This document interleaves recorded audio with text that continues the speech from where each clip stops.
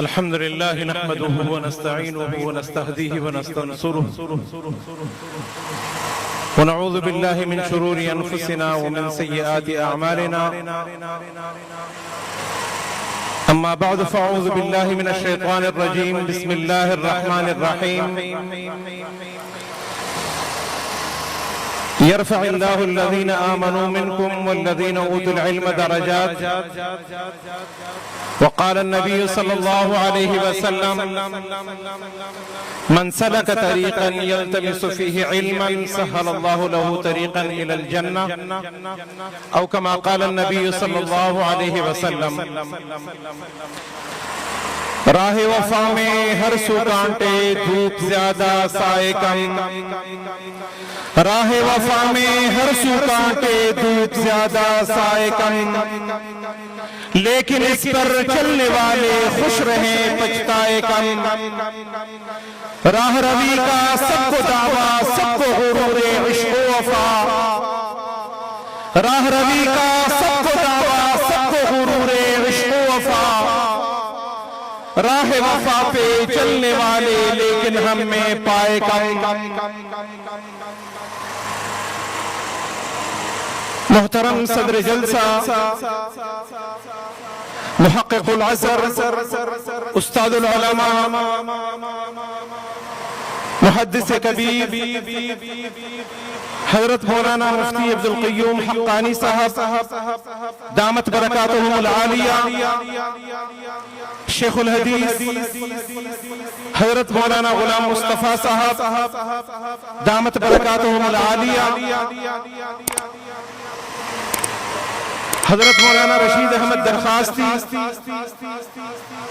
دامت برکاتہم العالیہ، حضرت مولانا مفتی حبیب احمد صاحب درخواستی، سٹیج پر تشریف فرما اکابر علماء کرام، عمائدین شہر اور میرے محترم بھائیوں اور دوستوں، اکابر علماء موجود ہیں. درس حدیث کا وقت آیا چاہتا ہے. میں زیادہ دیر تک آپ میں اور درس حدیث کے ان لمحات میں حائل نہیں ہونا چاہتا. میں صرف جامعہ انوار القرآن کے فضلاء،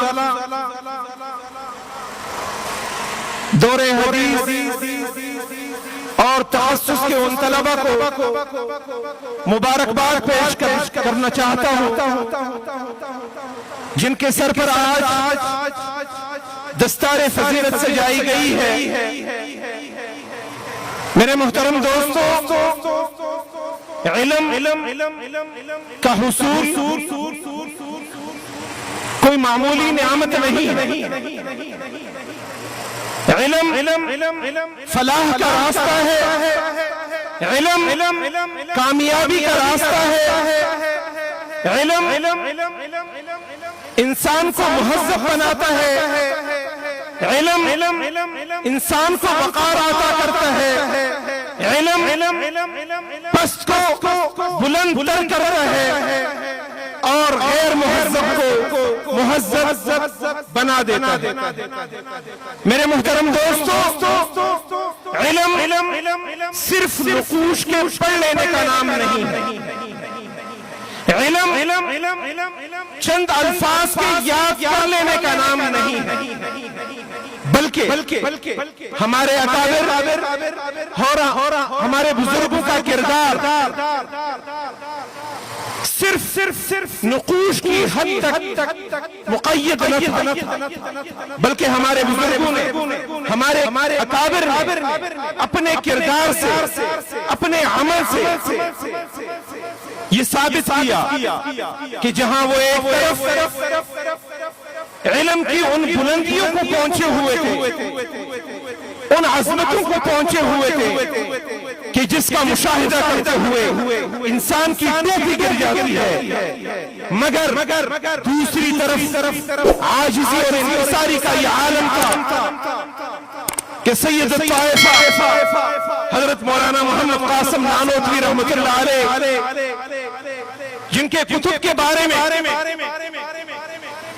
ان کے ہم عصر علماء کہا کرتے تھے، حضرت مولانا محمد یعقوب رحمۃ اللہ علیہ نانوتوی فرمایا کرتے تھے کہ میں حضرت مولانا محمد قاسم نانوتوی رحمہ اللہ کی کتاب آب حیات کا 6 مرتبہ مطالعہ کر چکا ہوں، مگر اگر تھوڑی سمجھ آئی۔ 6 مرتبہ حضرت مولانا محمد یعقوب نانوتوی مطالعہ کرتے ہیں حضرت مولانا قاسم نانوتوی رحمہ اللہ کی کتاب آب حیات کا، مگر فرماتے ہیں کہ اب تھوڑی سمجھ آئی۔ اسی طرح حضرت مولانا اشرف علی تانوی رحمہ اللہ اپنے آخری عمر فرمایا کرتے تھے کہ میں ساری زندگی کوشش کی کہ حضرت مولانا محمد قاسم نانوتوی رحمہ اللہ کے کتب سے استفادہ کر سکوں، بہت کوشش کی، مگر عمر کے اس حصے میں اب ان کے عبارات کو سمجھنا میرے لیے مشکل ہو گیا ہے، اور زیادہ مشقت برداشت نہیں کر سکتا کہ حضرت کے عبارات کو سمجھ سکوں۔ یہ ان کا علمی مقام تھا۔ وہ حضرت مولانا محمد قاسم نانوتوی رحمہ اللہ فرمایا کرتے تھے کہ ایک تصوف نے مجھے بدنام کیا اور پھر مولویت کا داغ بھی میرے اوپر لگ گیا ہے، اس لیے پھونک کر قدم اٹھانا پڑتا، اس لیے پھونک کر قدم اٹھانا پڑتا ہے، ورنہ محمد قاسم کی خاک بھی شاید کسی کو نہ ملتی، اس کے خاک کا بھی کسی کو پتہ نہ چلتا، یعنی ایسے گمنام ہو کر مر جاتا۔ میرے دوستو، میرے عزیزو، میرے بھائیو، اللہ تعالیٰ نے آپ کو علم جیسی نعمت سے سرفراز فرمایا ہے۔ علم انکساری، تواضع، عاجزی اور تقوی کا تقاضا کرتا ہے۔ من تواضع للہ رفعہ اللہ۔ ایک طرف ہمارے اکابر کی یہ عاجزی اور انکساری، دوسری طرف جب ہم دیکھتے ہیں تو دشمن کے مقابلے میں وہ ننگی تلواریں ہوا کرتے تھے۔ یہ کراچی کا شہر ہے، اور حضرت مولانا حسین احمد مدنی رحمہ اللہ، آج لوگ سوال کرتے ہیں کہ ان دینی مدارس نے امت کو کیا دیا ہے؟ میرے دوستو، ان دینی مدارس نے امت کو مولانا الیاس قاندیلوی دیا ہے، جن کی وجہ سے آج 4 دانگے عالم میں پیارے آقا کا کلمہ گونج رہا ہے۔ ان دینی مدارس نے امت کو مولانا اشرف علی تانوی دیا ہے، جنہوں نے علم کے ذخیروں کو محفوظ کیا۔ ان دینی مدارس نے مولانا رشید احمد گنگوہی دیا ہے، ان دینی مدارس نے مولانا قاسم نانوتوی دیا ہے، ان دینی مدارس نے مولانا یوسف بن نوری دیا ہے، ان دینی مدارس نے مولانا مفتی محمود دیا ہے، اور ان دینی مدارس نے قائد ملت اسلامیہ مولانا فضل الرحمان دیا ہے، جو آج بھی دشمن کی آنکھوں میں آنکھیں ڈھال کر اسلام کا دفاع کرتے نظر آتے ہیں۔ میرے محترم دوستو، میرے بھائیوں، انہی دینی مدارس نے مولانا حسین احمد مدنی رحمۃ اللہ علیہ جیسے کردار دنیا کے سامنے متعارف کرائے ہیں۔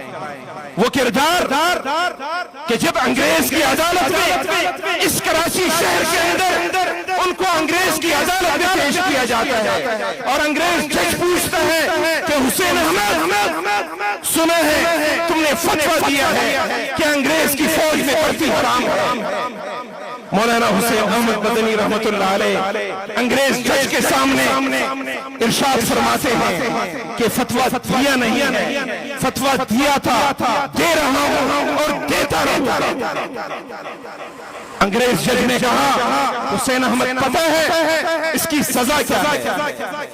مولانا حسین احمد مدنی رحمت اللہ علیہ نے اپنے سر سے پگڑی اتار کر ہوا میں لہرائی اور فرمایا کہ اس کے نتیجے کا پتہ ہے، زیادہ سے زیادہ موت کی سزا ہو سکتی ہے۔ اور حسین احمد دہلی سے اپنا کفن ساتھ لے کر آیا۔ اس موقع پر مولانا محمد علی جوہر موجود قدموں میں گر جاتے ہیں، حضرت تھوڑا ہولا بیان بعد میں فتویٰ دیتے رہیے۔ فرمایا بیان بدل دیا تو ایمان بدل جائے۔ آج انگریز کے سامنے، طاقت کے سامنے، قوت کے سامنے، اقتدار کے سامنے اگر میں جھک گیا تو میرا ایمان بدل جائے۔ میرے دوستو، ہم ان اکابر کی اولاد آج جس ادارے کے اندر، جس فرش کے اوپر اور جس چھت کے نیچے ہم بیٹھے، یہ انہی اکابر کی میراث، یہ انہی نسبتوں کی میراث، اس ادارے کا تعلق انہی نسبتوں کے ساتھ جڑا ہوا۔ حضرت مولانا محمد عبداللہ درخواستی رحمہ اللہ، جنہوں نے اپنے دور میں جمعیت علماء اسلام کی قیادت فرمائی اور ان کے جانشین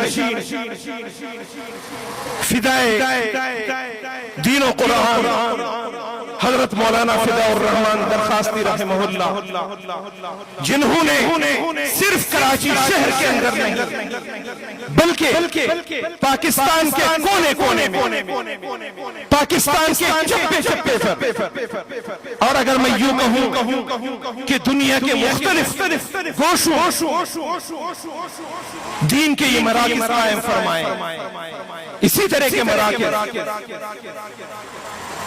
چاہے انگلینڈ ہو، چاہے بنگلہ دیش ہو، چاہے امریکہ ہو، چاہے دنیا کا ایک کونا ہو یا دوسرا کونا، حضرت مولانا فداء الرحمن درخواستی رحمہ اللہ نے دین کی تبلیغ کے اندر ساری زندگی صرف فرمائی، اور آج اس مشن کو لے کر، اس کردار کو لے کر ان کی اولاد، ان کے صاحبزادگان حضرت مولانا قاری حسین احمد درخواستی دامت برکاتہم العالیہ، حضرت مولانا رشید احمد درخواستی دامت برکاتہم العالیہ پورے جذبے کے ساتھ اس مشن کو لے کر آگے بڑھ رہے ہیں۔ حضرت مولانا مفتی حبیب احمد صاحب درخواستی جو کہ ادارے کے ناظم اعلیٰ بھی ہے، اور حضرت کے صاحبزادگان حضرت مولانا حسین احمد درخواستی اور حضرت مولانا رشید احمد درخواستی دامت برکاتہما کے دست و بازو بھی اور اس مشن کو لے کر آگے بڑھ رہے ہیں۔ میں گزارش کروں گا کہ اس اجتماع کے اندر موجود ہر شخص اس مشن اس کاز کے ساتھ کسی نہ کسی درجے میں جتنا ہو اپنے آپ کو وابستہ رکھیں۔ خدا کی قسم یہی کامیابی کا راستہ ہے، یہی فوز و فلاح کا راستہ ہے۔ آج ہمارے دین کے اوپر، ہمارے مذہب کے اوپر طرح طرح سے حملے کیے جا رہے ہیں، مختلف حملے ہو رہے ہیں۔ کہیں ناموس صحابہ پر حملہ ہے، کہیں ناموس مصطفیٰ پر حملے ہیں، کہیں دینی مدارس کے کردار کو منجمد کرنے کی کوششیں ہیں، اور کہیں ختم نبوت کے مسئلے کو سبوتاژ کرنے کے چالیں چلی جا رہی ہیں۔ میرے دوستو، میرے عزیزو، ان تمام چیزوں پر بحیثیت مسلمان ہم سب نے نظر رکھنی ہے، بالخصوص میں آج فارغ ہونے والے اور ذمہ داریوں کے میدان میں قدم رکھنے والے اپنے طلبہ بھائیوں سے، علماء کرام سے بھی یہی گزارش کروں گا کہ کبھی بھی ان میادین میں کام کرنے کا موقع ملے اور قربانی کا موقع آئے تو اپنے اکابر کے کردار کو سامنے رکھیں۔